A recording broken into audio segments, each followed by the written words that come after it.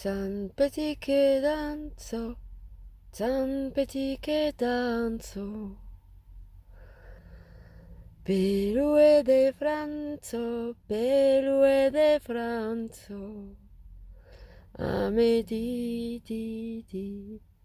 ame di. Ah, tout danzo, tan petit. Bonjour Noël, bonjour Claude. Bonjour. Pour commencer, je voudrais vous remercier d'avoir bien voulu répondre à mes questions. Et d'ailleurs, j'aurais aimé savoir avec quoi vous vous êtes donné l'envie de répondre à mes questions.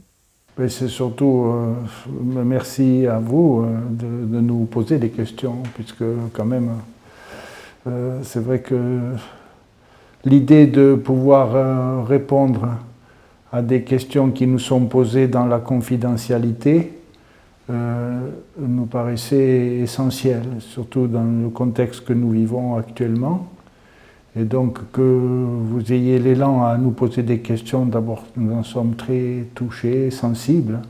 Puis comme ce n'est pas la première fois, nous savons déjà que nous sommes émus de cette, entre guillemets, crédibilité que vous nous accordez. Et donc, de fait, le contexte ne se prête pas trop à la confidentialité parce qu'il y a beaucoup de bruit, il y a beaucoup de prise de parole et c'est vrai que la communication a pris un tel volume, une telle ampleur que ça devient, quand il y a trop de bruit, ça devient ingérable. Et donc, de fait, c'est vrai que nous avons pensé qu'il était peut-être utile de trouver une petite voie de colibri dans ce tumulte, et donc un espace de confidentialité potentielle, et peut-être qui augmenterait, puisque nous sommes d'accord pour répondre à vos questions. Mais c'est vrai que nous souhaitions répondre à vos questions, et nous sommes émus qu'il y ait des questions.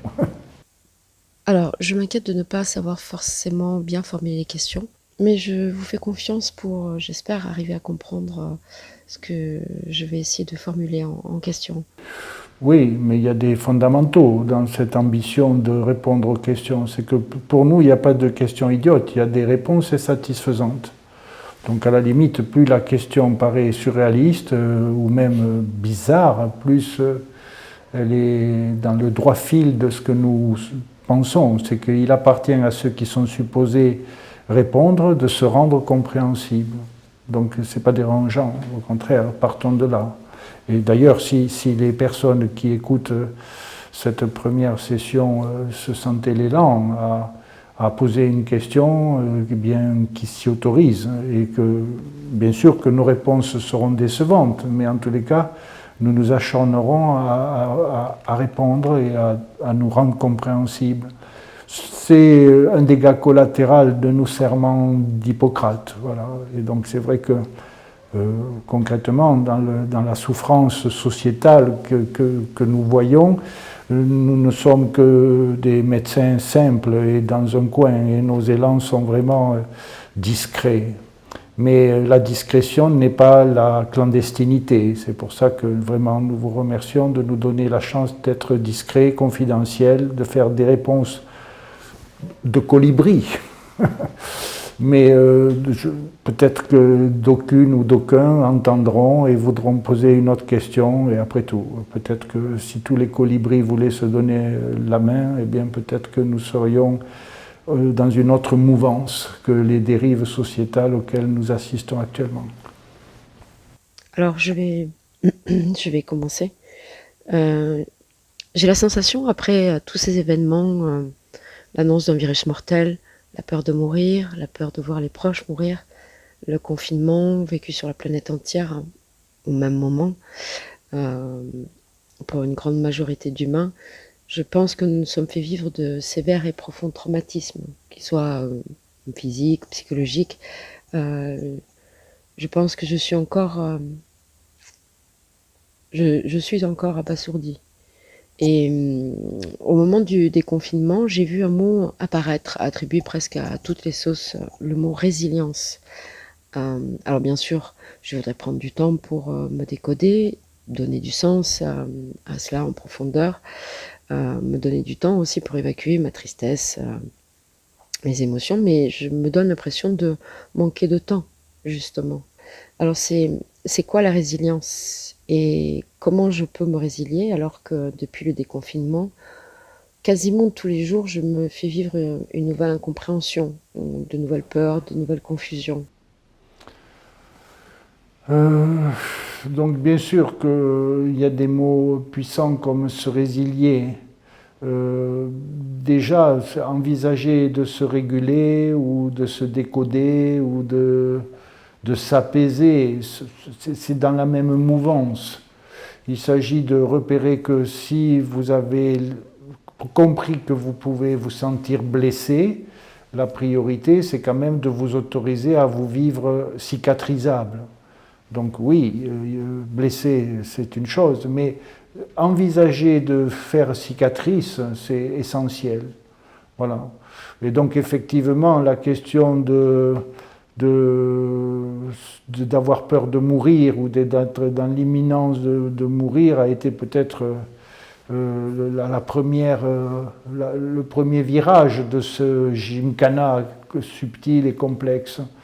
Mais je pense que même si d'aucuns ont entendu Comte Sponville parler de sa colère, il s'était autorisé à être en colère, mais c'était un mot colère, mais il était plutôt éloquent et il était très inquiet que les gens ne comprennent pas que la vie, c'est mortel.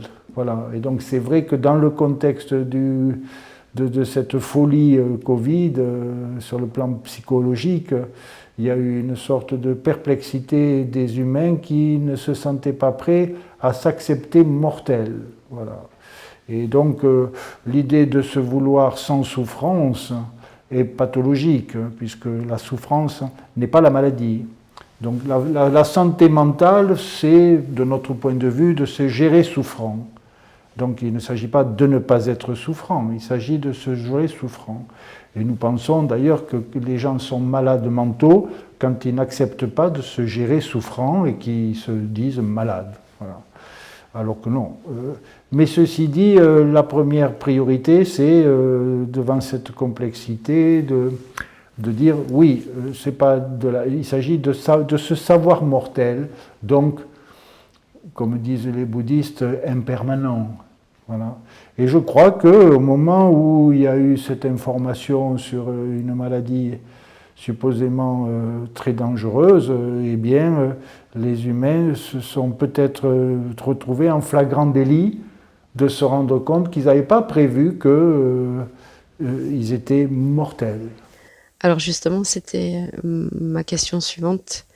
Est-ce que nous sommes en train de nous rappeler quelque chose d'essentiel comme que nous sommes mortels? C'est ce que je crois.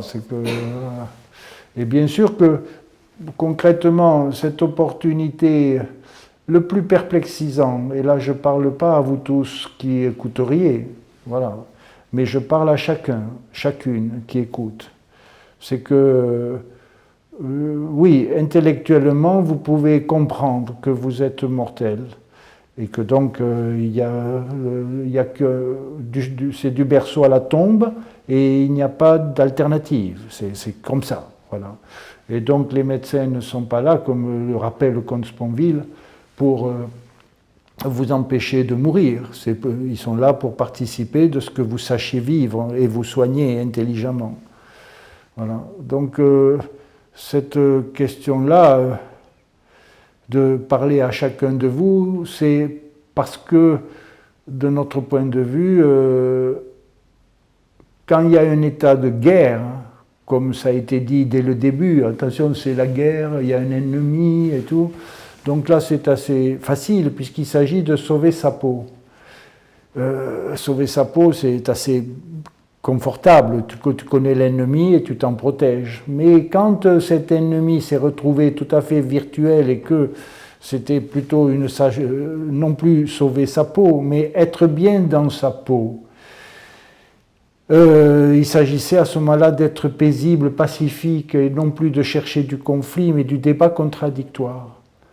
Et nous sommes affolés, concrètement, de se rendre compte que quand même des humains qui ont supposé fait des études de médecine, qui ont fait pas mal d'années d'études, et qui sont supposés être aptes au débat contradictoire, se sont retrouvés dans des guerres conflictuelles. Voilà, il y a comme des tranchées avec d'un côté la bande à Péronne ou la bande à Toussaint ou à Raoult, et de l'autre côté la bande des Parisiens. Voilà. Et ça, c'est terrible, parce que quand les médecins se mettent en mode puéril et de cours de récréation, les patients sont perdus, sont perplexes. C'est comme quand des enfants voient leurs parents se battre. Et quand les parents se battent, les enfants sont aux abris, mais sont perplexes et déroutés. Voilà ce que nous pensons. Alors, est-ce que en tant que citoyenne, je transfère inconsciemment? C'est-à-dire, est-ce que je donne une figure parentale à mon gouvernement, à mes dirigeants, à la République, aux institutions?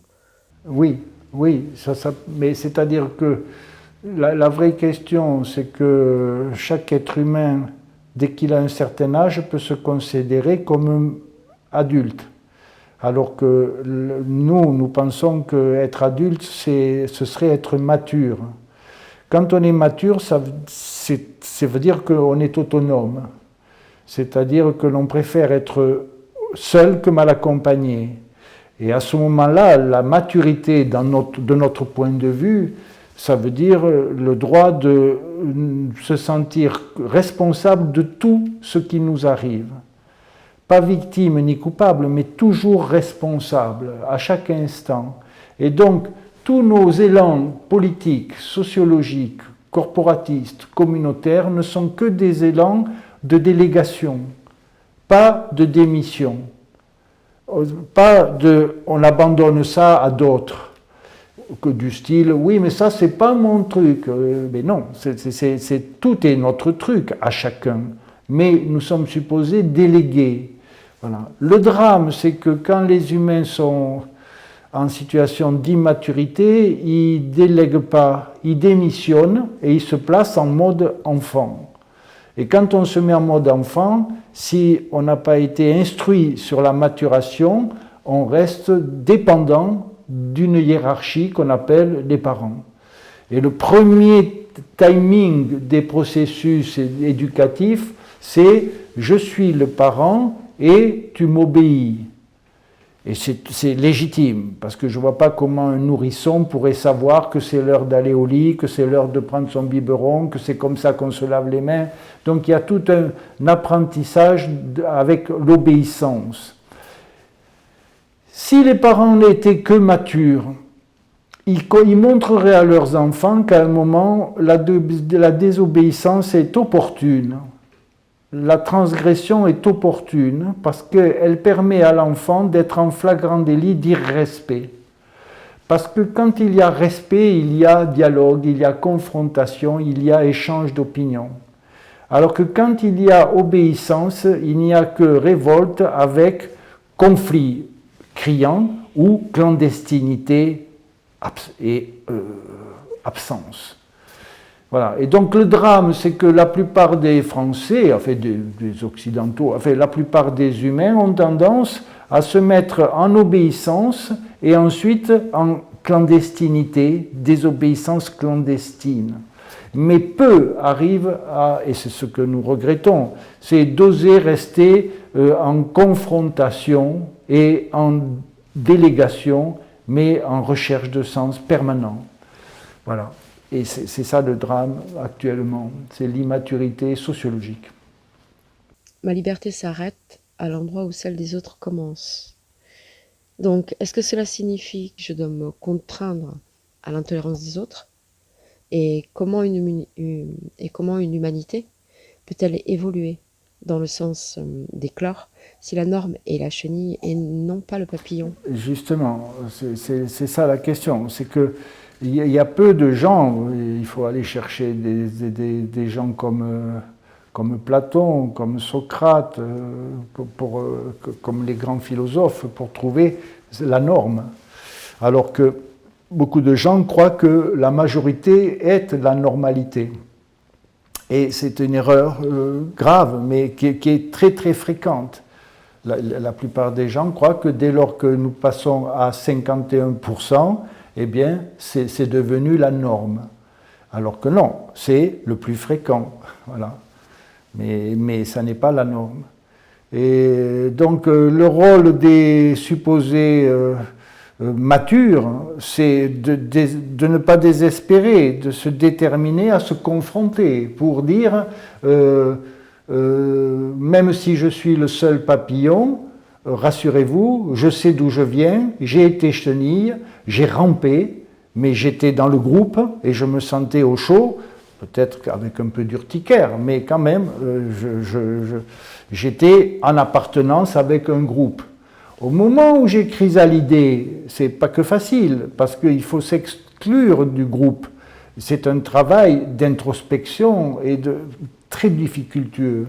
C'est pour ça que nous pensons que pour qu'un humain puisse se faire cocon, il ne peut compter que sur 3 Olibrius. C'est sa mère si elle était papillon, son père s'il était papillon, à défaut un thérapeute, encore faut-il qu'il soit papillon, parce que si c'est une autre race de chenilles, tu te retrouves à processionner dans d'autres dispositifs. C'est sûr que c'est à processionner avec un dispositif qu'on appelle un groupe d'appartenance. Et donc chez les adolescents, ça s'appelle les groupes de pairs.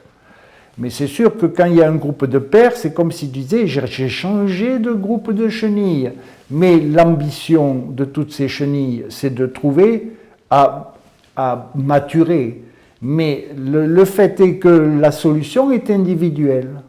Donc ce n'est pas le troupeau qui va se résoudre, c'est chaque membre du troupeau a une question individuelle pour être en chrysalide et devenir papillon.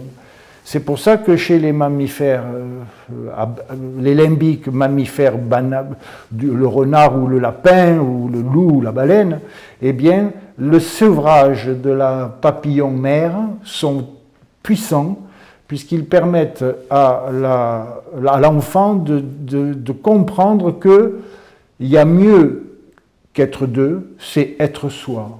Et c'est à cela que nous, les humains, nous besognions, parce que nous n'avons pas de prédateurs, ce qui fait qu'il y a des femelles pubères qui, parce qu'elles ont une ovulation tous les mois, se croient femmes, alors que non, elles sont que fécondables, elles sont pubères, mais elles ne sont pas femmes. Pour être femme, il faut être pubère, mais autonome. Tant que tu as besoin de quelqu'un d'autre que de toi pour être toi, c'est que tu n'es pas encore pubère mature. Tu es pubère, mais immature. Et donc, tu crées de la dominance et du dominé, tu crées de la dépendance. Et c'est l'enfer, parce que dès qu'il y a une adversité, et il y a beaucoup d'adversités actuellement, sociologiquement, eh bien, il y a toujours quelqu'un pour dire, mais qu'a fait le gouvernement, qu'a fait la police, c'est-à-dire, sous-entendu, je suis un enfant et où est maman, où est papa, où est celui qui devrait me débarrasser de cette question de l'autonomie du sujet? Ce qui prouve que tous ces gens-là sont en position de démission de leurs responsabilités et donc de culpabilisation de supposés totalement responsables et aussi d'eux. Et c'est ce qui fait l'enfer actuellement sociologique, c'est qu'il y a toujours quelqu'un pour te désigner comme coupable et lui victime. Toujours, il n'y a que de ça actuellement. Et même, c'est ce qui est un peu embêtant, c'est que quand nous faisons un effort, pour ne rien vous cacher, nous faisons l'effort d'écouter des télévisions ou des radios publiques. Et quand nous écoutons le champ sémantique des journalistes, eh bien, il y a beaucoup de phrases des journalistes qui sont des phrases masochistes. Ils vont dire, mais docteur, ce que vous dites, ça m'affole, ça nous affole. Alors qu'ils devraient dire, mais docteur, nous nous affolons quand nous entendons ce que vous dites. Mais ce n'est pas ce que vous dites qui nous affole. Or, quand un journaliste fait que des formules masochistes, eh bien, il encourage le peuple à rester infantile, innocemment, de façon pernicieuse. Et c'est le drame, c'est qu'à ce moment-là, beaucoup de gens disent « Oui, mais lui, il dit bien ce que je veux dire ». Oui, il dit bien, puisque la majorité est immature. Donc la majorité des gens veulent trouver des causalités exogènes, persécutoires, maltraitantes.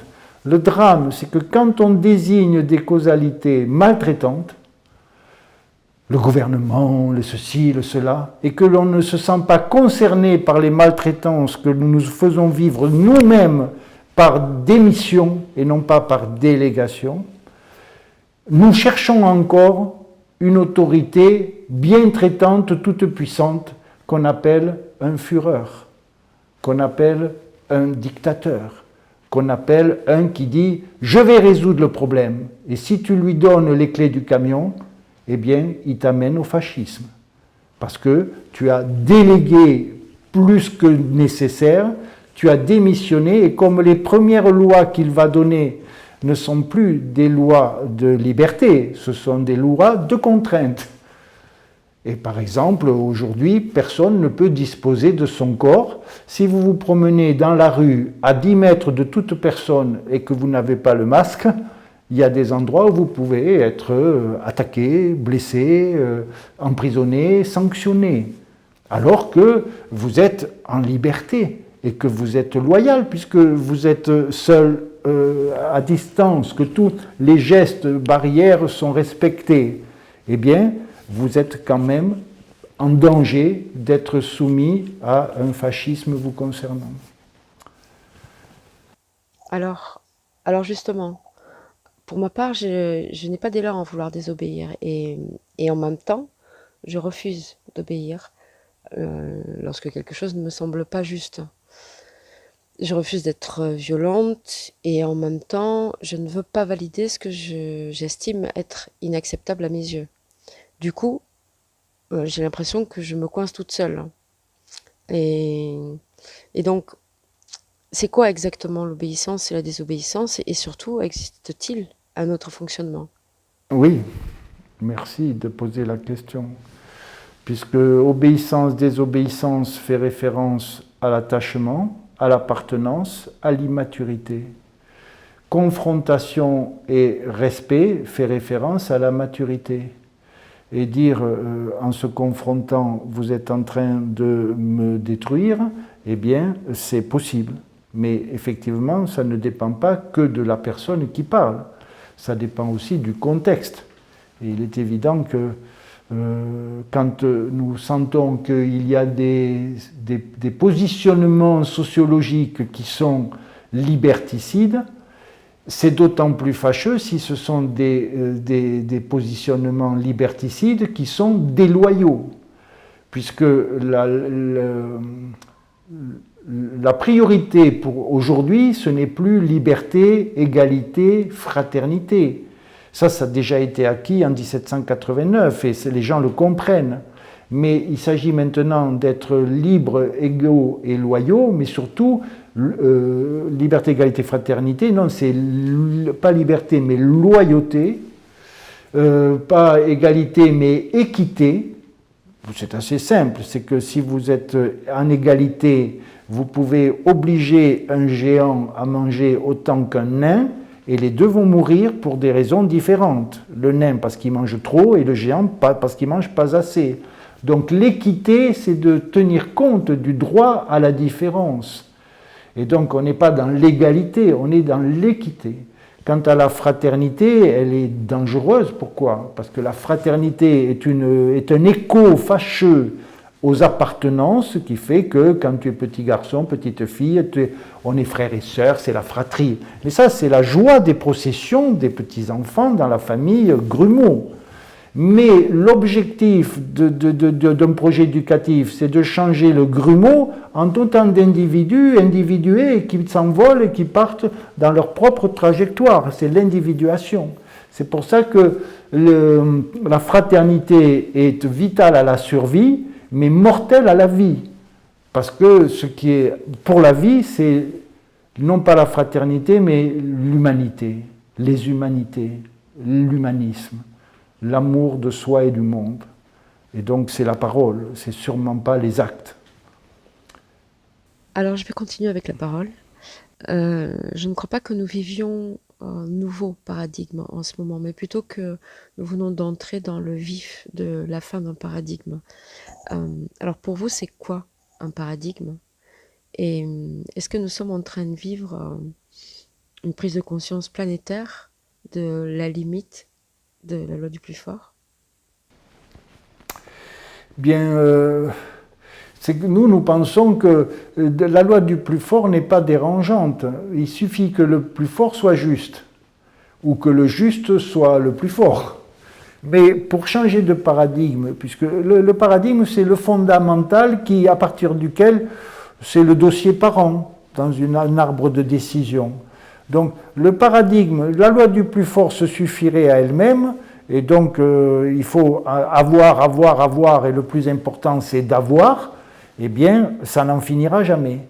Le paradigme subtil et le dossier parent, c'est il ne s'agit pas d'avoir pour avoir, il s'agit d'avoir pour ne pas en crever, mais l'ambition c'est de savoir être.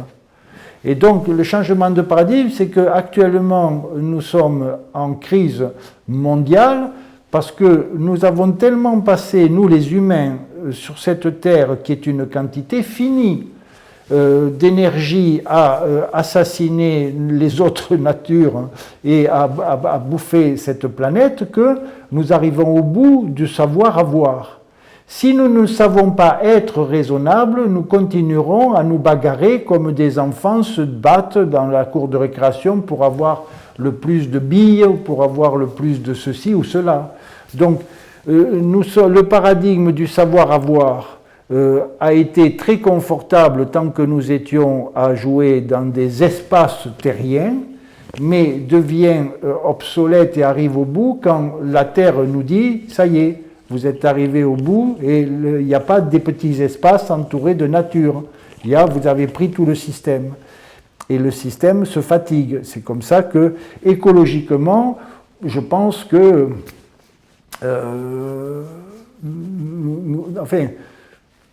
nous ne sommes pas vraiment dans le même timing. Noël pense qu'il y a encore une chance, mais c'est vrai que nous pouvons nous inquiéter écologiquement de la situation, puisque nous allons jusqu'à manquer d'eau. Il n'y a pas que les glaciers qui s'en rendent compte, il y a aussi les climatologues, enfin il y a beaucoup de gens qui disent que la situation écologique est cataclysmique. Mais comme quand tu tombes d'un ravin, eh bien tant que tu es dans l'air, tu as l'impression de planer.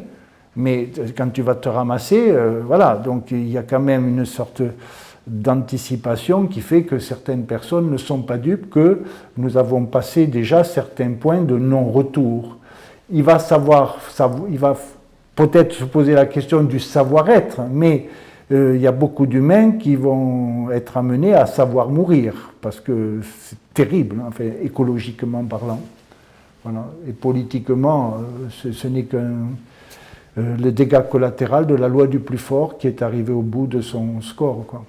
Actuellement, le politique était prioritaire et l'économie était à son service.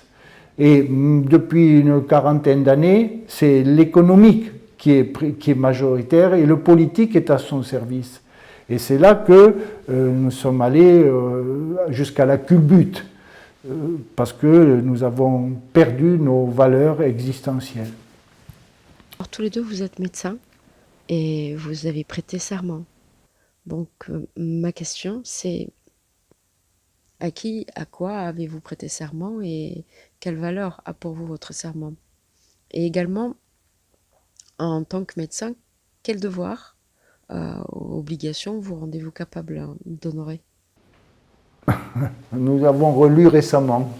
Et en fait, c'est-à-dire que la démarche du médecin est une démarche confidentielle. Je crois que je l'ai dit au début.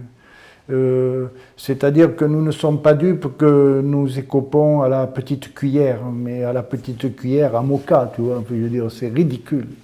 Et pourtant, c'est à ce prix-là que nous voyons quelques chenilles qui chrysalident et qui s'envolent puissamment. Et donc, Le serment d'Hippocrate, c'est celui-là, c'est d'être loyal à soi et au monde. Et quand nous le lisons, nous ne sommes que déçus de ne pas arriver à trouver un outil démultiplicateur, puisque notre mission est très discrète, très confidentielle, chaque cas.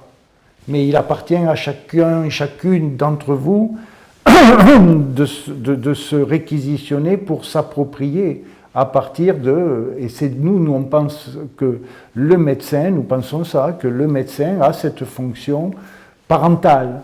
Si le médecin est immature et qu'il est lui-même puéril, à ce moment-là, effectivement, les patients sont perplexes. Et c'est là que nous sommes malheureux, parce qu'il y a des médecins qui ont trahi le serment d'Hippocrate.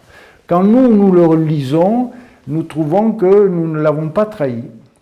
Nous trouvons que nous y sommes fidèles, mais même respectueux. Nous n'obéissons pas au serment d'Hippocrate, mais nous respectons le serment d'Hippocrate. Voilà. Par contre, effectivement, c'est à la petite cuillère, alors que la connerie se remplit à la louche.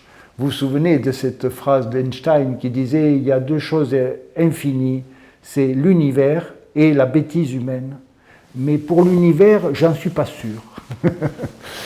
Alors, et c'est vrai que lui, il disait la bêtise humaine parce que je pense qu'il était désespéré.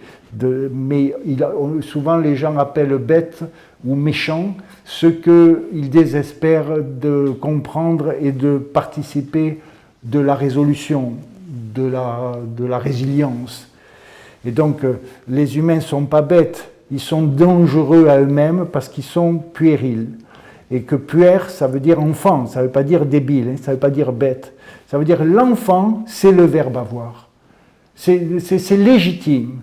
Tous les humains, tous les mammifères, c'est avoir sa maman, avoir son papa, avoir...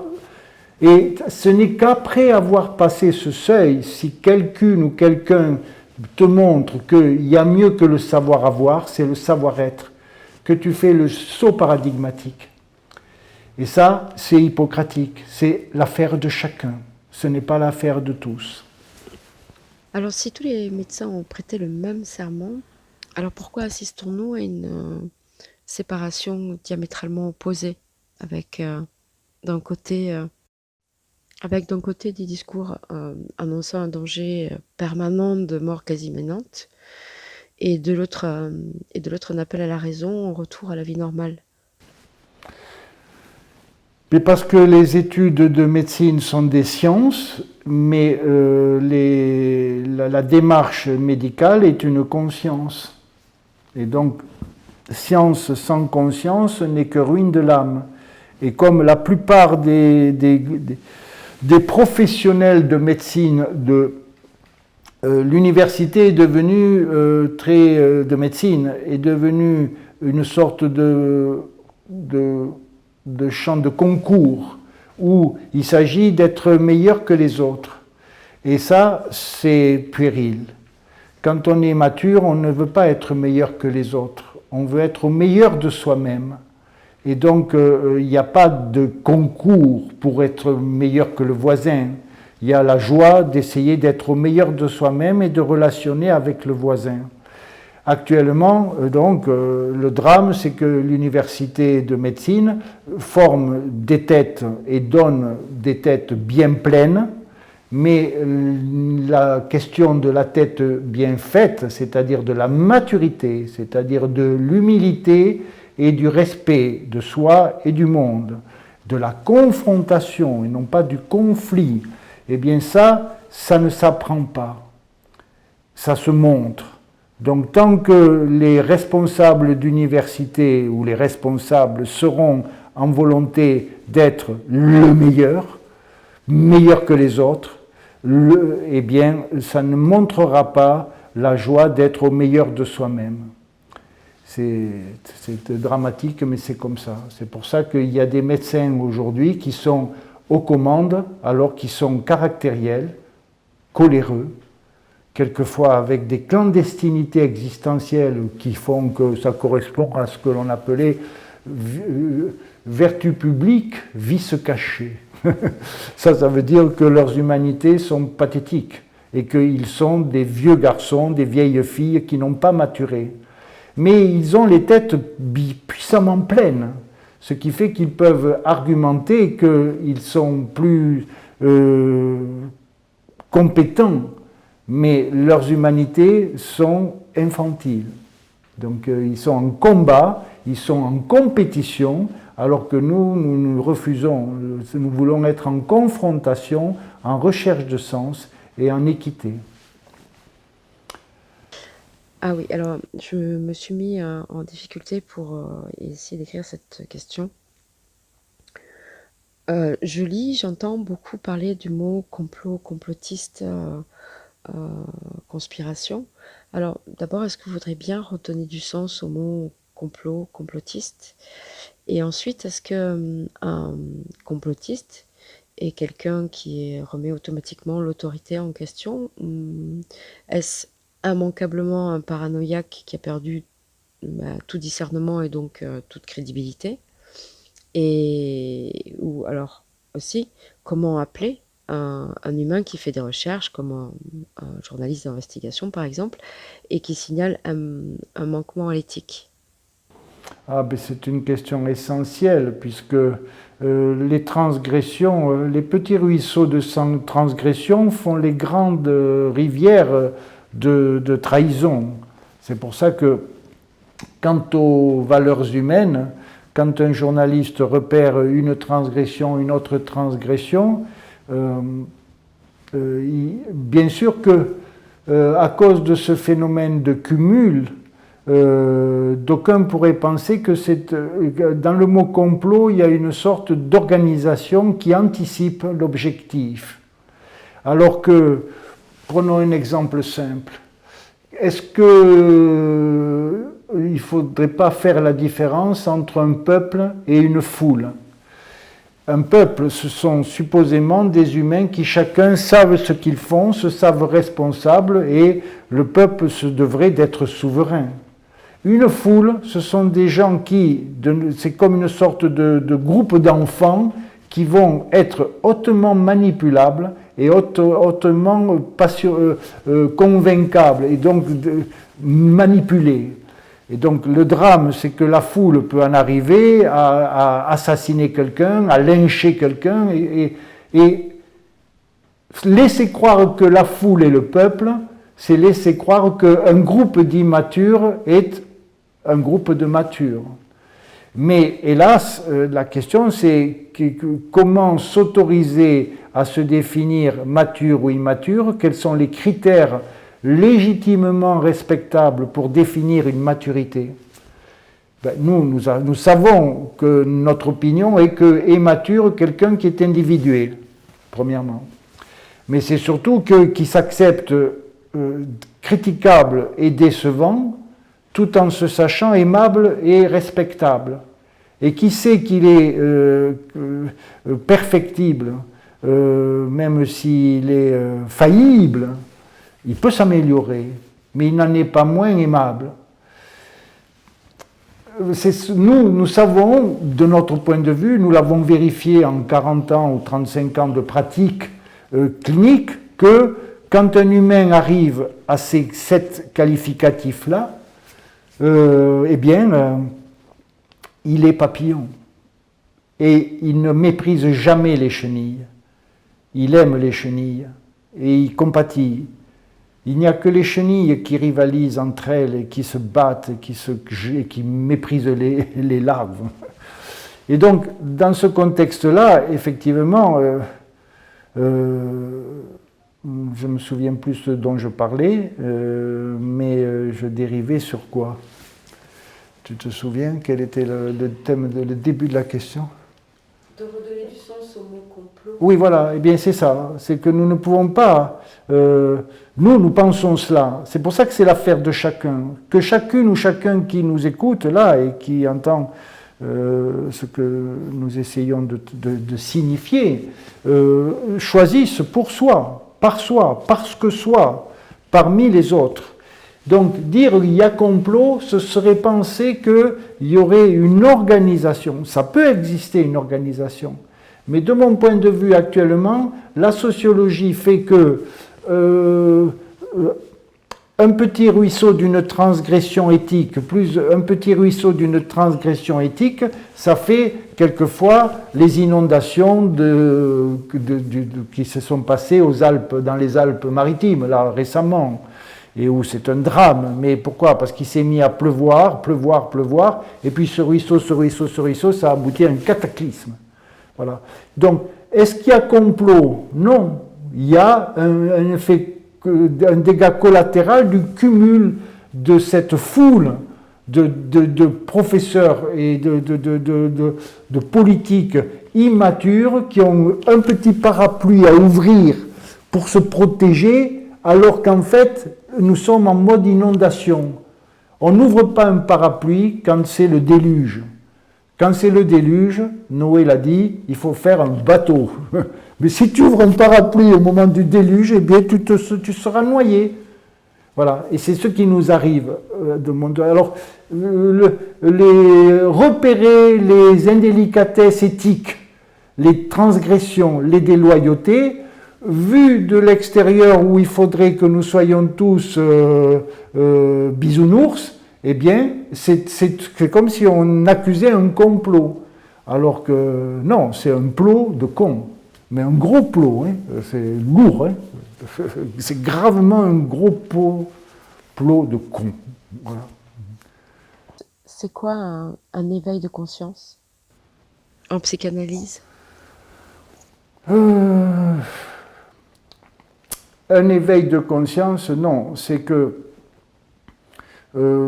c'est pas vraiment, nous pensons qu'il faudrait se méfier de ne pas créer de substantif. C'est d'ailleurs, nous admirons un dénommé André Comte-Sponville. mais il n'arrête pas de faire des substantifs, comme tous les philosophes. Et Noël, elle le dit très bien, enfin, je veux dire. Elle dit qu'effectivement, elle a arrêté la philo parce qu'elle a compris qu'il manipulait des concepts, mais il ne s'autorisait pas à passer au sujet et au verbe, et donc il ne se manipulait pas sujet. C'est ça. Voilà.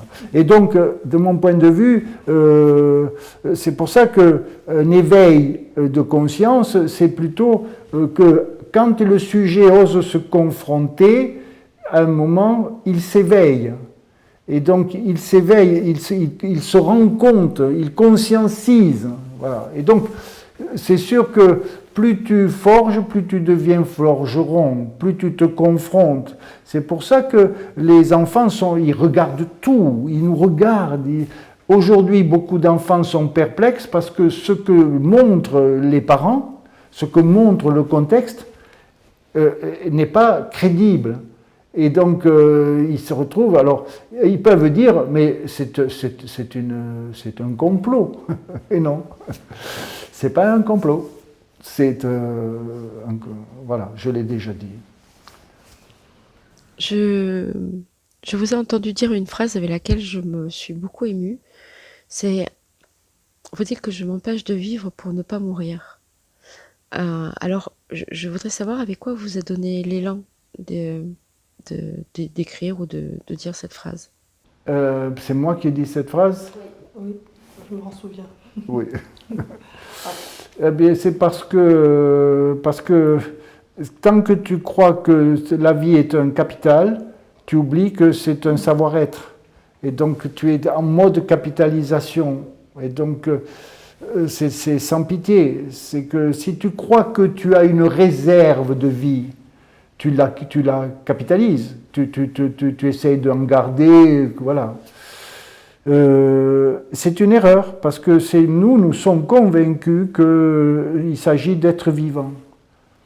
Et que donc, si tu crois que tu as ceci, tu as cela, eh bien, tu vas te sevrer, te rétentionner, te garder, te mesquiniser, bêtement, alors que non, le savoir-être n'est pas capitalisable. C'est pour ça que quand tu crois que tu peux gagner de la vie en t'empêchant de vivre, eh bien, ou éviter la mort en t'empêchant de vivre, tu n'as pas fait le saut paradigmatique.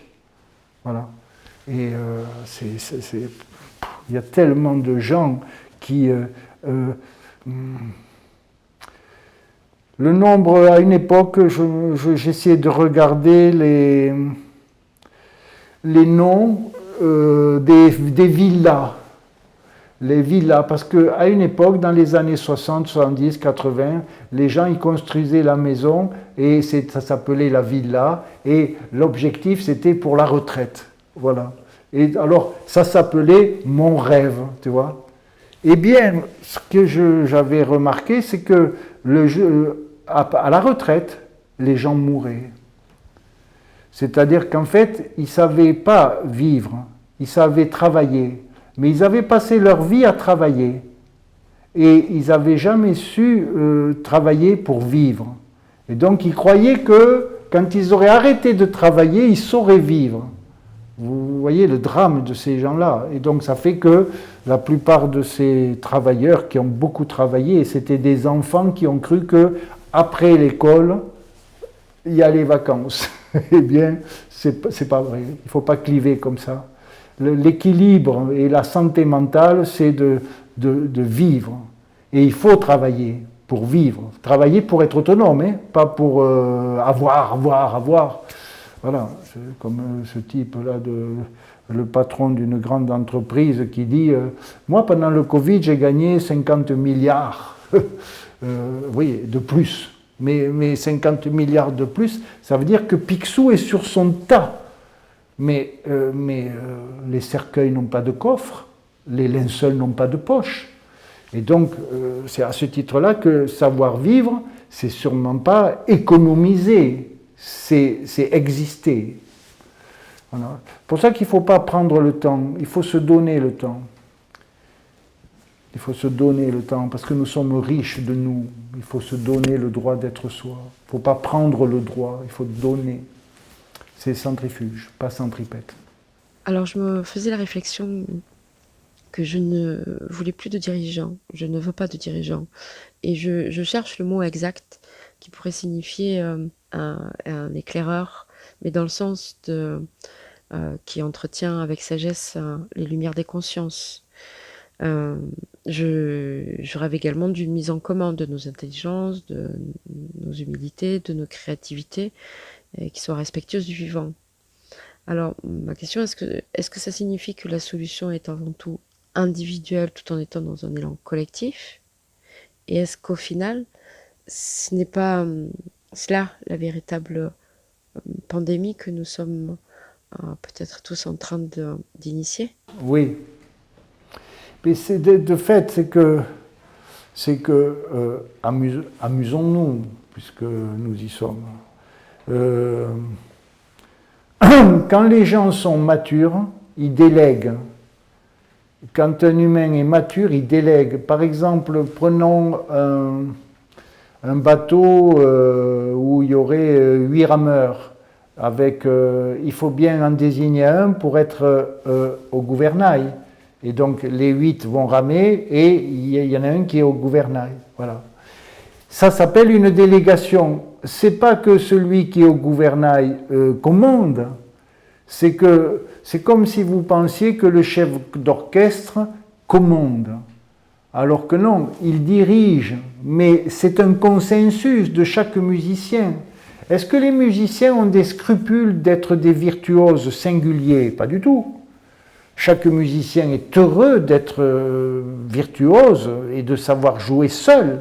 Mais quand ils ont décidé de faire un orchestre symphonique, chacun accepte de dire « Bon, ben toi, tu joues pas, tu orchestres, tu diriges. » Mais ce concept n'est pas en référence à l'obéissance, c'est en référence au respect de valeurs transcendantes qui s'appellent l'harmonie, qui s'appelle la synergie, qui s'appelle le vivre ensemble, le vivre ensemble différent. Hein, puisque le danger actuellement, c'est qu'à cause de groupes d'appartenance, c'est plus de nous sommes pareils et nous vivons ensemble pour nous battre contre d'autres qui ne sont pas pareils. Voilà. Donc c'est dramatique, puisque ça n'est pas résolutoire. C'est au contraire, chaque communauté fait sa similitude comme une sorte de gang, de fermeture. Voilà. D'ailleurs, il y a une association qui s'appelle le Cri de la Chatte, et qui avait signifié qu'il s'agit bien que c'est ouvert à tous les sexes, c'est ouvert à tout le monde, c'est ouvert parce qu'il s'agit de donner le droit à chacune et à chacun d'être soi, et qu'il n'y a pas de position fascisante. Et donc ça reste une démarche puissamment mature de vouloir faire marcher dans sa singularité parmi les autres. Effectivement, c'est besogneux parce que d'aucuns diront oui, mais les Mayais ils font chier parce qu'ils voudraient que nous soyons tous matures. Et donc, si j'ai envie d'être immature moi et de rester à vouloir être possessif et à vouloir avoir l'objet d'amour, eh bien, ils ont raison. Ils ont raison de ne pas se faire chier avec nous. Eux vont dire les Mayais font chier, nous on va dire non, non, vous vous faites chier avec nous, mais nous on ne vous fera jamais chier. Mais vous pouvez vous faire chier avec nous. Ça c'est vrai. Pour autant que vous nous accorderiez que nous soyons crédibles en tant que laxatifs, bien sûr. Mais ça c'est facultatif, c'est à eux à nous accorder ce crédit. Mais de mon point de vue, c'est pour ça que nous y avons beaucoup réfléchi. Nous ne voulons pas appartenir à un groupe de gens matures. Nous, par exemple, il n'y a pas d'exemple. C'est chaque fois que nous avons été sollicités pour intégrer un groupe, une association et tout, nous sommes toujours restés en marge. Pas par hostilité, mais parce que nous étions convaincus que hippocratiquement, serment d'Hippocrate, il fallait que nous restions individués pour rester crédibles avec un individu qui arriverait en disant « je ne suis pas dans le groupe ». Et nous pouvons répondre « mais moi non plus, je les fréquente, je relationne avec ces gens-là, je m'émeus que ces gens-là m'accordent du crédit ». Pour nous, c'était des grands moments, nous nous sommes beaucoup émus d'être crédibles aux yeux d'autres personnes, et parce que nous restons singuliers, nous sommes gravement atypiques. Voilà. Mais ce n'est pas une pathologie, c'est le droit d'être soi. Nous pensons que c'est ça le nouveau paradigme. Imaginons que les gens qui regardent ces quelques messages d'amour et de respect et du droit d'être loyal et singulier, disent « oui, j'ai une question, je participe et tout », et que nous nous retrouvions à dire « oui, j'ai une question et je suis d'accord », et que nous nous retrouvions à nous filer un rencard pour relever un verre place du Capitole. Eh bien, ce serait marrant que nous soyons chacun arrivé avec son verre, avec sa bouteille, et de lever son verre soit, parce que soit, colibri, et dire ben, j'ai versé ma goutte, parce que j'ai fait ma part. Voilà, c'est un peu ça le nouveau paradigme. C'est besogneux, hein, puisqu'il s'agit d'être chacun. Si tous nous arrivons à être chacun, eh bien peut-être que, enfin, écologiquement parlant, la situation est grave. Je ne sais pas comment... Voilà. En 2040, il manquera quand même, d'après Barrault, 40% d'eau. Hein. Non, c'est Guérin... Non, comment il s'appelle, ce type sympathique-là? Aurélien Barrault, l'astrophysicien. Un jésuite, là. Ah non, Gaël Giraud. Gaël Giraud, voilà. Ils savent, les écologistes, qu'en 2040, il va manquer 40% d'eau. C'est une évidence pour tous ces techniciens. Parce que actuellement, tout le monde a un avis sur tout. Ça s'appelle ce que Étienne Klein a remis en exergue, l'ultra-crépidarianisme. C'est-à-dire que l'ultra-crépidarianisme, c'est que Tu peux poser n'importe quelle question à n'importe qui, il a une réponse. Et donc, de fait, c'est fascinant parce que tu te rends compte que même pour n'importe quel objet technique, subtil, eh bien, il y a peu de gens qui vont dire, écoutez, excusez-moi, là, je n'y connais rien. Donc, je sais qu'il y a une réponse, mais je ne la connais pas. Eh bien, il y a des gens qui disent, qui osent avoir une opinion sur tout. Et voilà. L'ignorance, celui qui sait qu'il est ignorant est déjà moins grave. Mais quand tu ne sais pas que tu es ignorant et que tu as une opinion, là, effectivement, c'est le drame de l'ultra-crépidarianisme, c'est que si les journalistes suivent la majorité des gens qui pensent ceci, eh bien, nous sommes en danger, puisque les techniciens, les subtils professionnels, les climatologues, eh bien, ils sont toujours minoritaires. Puisque tout le monde n'a pas fait climatologie, enfin, tout le monde n'a pas fait les études nécessaires à la chose. Et alors, quand le climatologue dit, dans 20 ans, l'eau va monter de 2 mètres, hein, c'est adieu la Camargue, hein, il n'y aura plus de Camargue, dans 20 ans, voilà. Mais ça, c'est pas moi qui le dis, j'ai entendu les climatologues le dire. Bon, mais si d'aucuns disent, oui, mais non, mais ça, c'est l'histoire des petits cochons, tu sais, on dit qu'il y a, mais il n'y aura jamais, on dit, le loup arrive, mais non, il n'y a pas le loup. Ah bon? Eh bien, d'accord. Là, ce n'est pas des fables, hein, c'est des mesures, c'est de la compétence, c'est de la technicité. Eh bien, l'ultracrépidarianisme, c'est que, actuellement, nous suivons les ignorants et les opinions majoritaires. Pas pertinente, hein, majoritaire. Là, je me suis lâché, je crois, l'air de rien. Oui. Zampeti che danzo,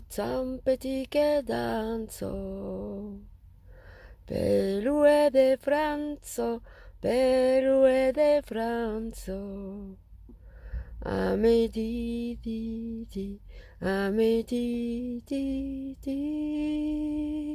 Moi, j'aurais bien ajouté quelques commentaires. Ah. Et donc, je me suis astreinte à me taire. Alors, vas-y, commente. Non, parce que c'était en situation. C'était par exemple, lorsque tu as parlé d'être mature, toujours ce que je pense, c'est que nous ne sommes pas matures, nous nous voulons matures à chaque instant où nous réussissons à nous faire fonctionner matures. Il n'y a pas de club de gens matures et des gens immatures. Il y a à chaque instant des personnes qui fonctionnent de manière immature et qui peuvent ensuite se reformuler, se décoder et se mettre à refonctionner de manière mature. Tout à fait. Et par rapport à l'ultra-crépidarianisme, c'est vrai que Christine Ockrent avait dit un dimanche matin que ce qui est fâcheux, extrêmement fâcheux actuellement, c'est que compétence vaut ignorance. Dans le discours des journalistes. Tout est utilisé comme si la compétence était digne d'être considérée autant que l'ignorance sur un sujet.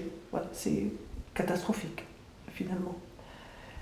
Et après, pour tout le reste, je suis d'accord avec ce que tu as dit, mais c'est vrai que vers la fin, je me suis posé la question de est-ce que être juste, c'est continuer de me taire ou pas? Fonctionner en femme juste, c'est continuer de me taire lorsque, finalement, il me semblait qu'ajouter un commentaire était supplémentaire à ce que tu avais dit, sûrement pas invalidant, mais juste supplémentaire. Voilà, c'est la question que je me suis posée. Oui. Et que je continue de me poser. Oui. Là, je viens de répondre, mais je ne sais pas si... Mais le mode de... Tu as... ou pas ce que j'ai dit, je ne sais pas. Oui. Mais c'est vrai qu'à un moment donné, je me suis régalée à écouter les questions, à écouter ta façon de répondre. Et donc, j'aurais bien dit un ou deux petits commentaires. Mais je me suis quand même sentie bien à me taire.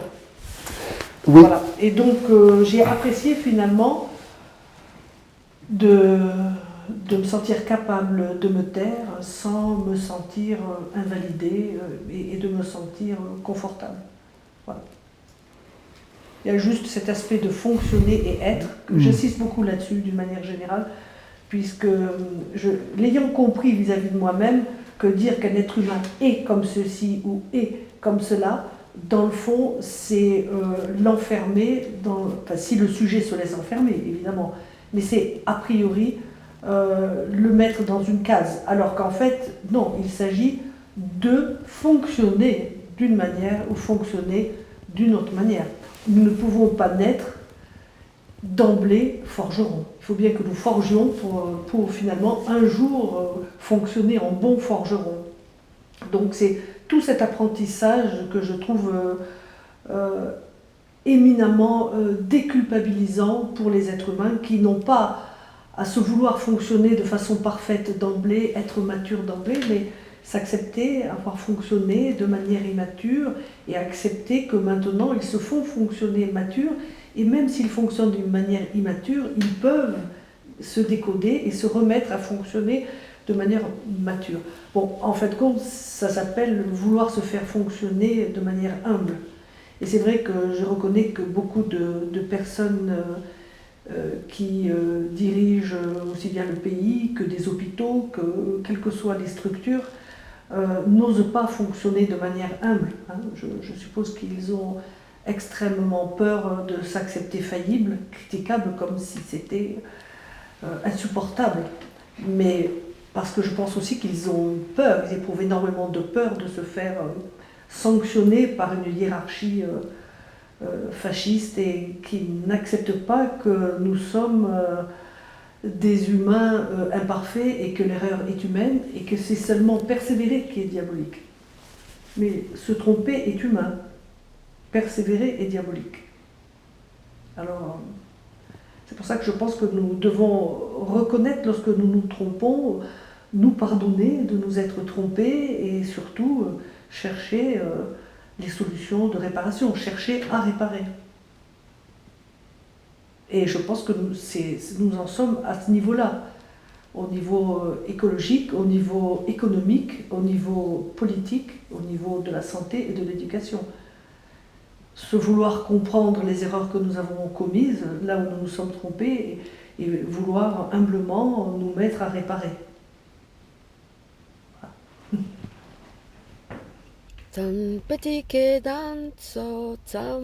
Comment dire? Il n'y a pas que commentaire.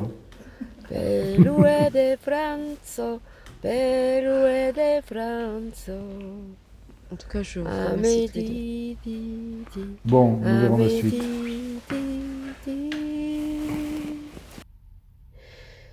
Ah, tu donnes tout un petit.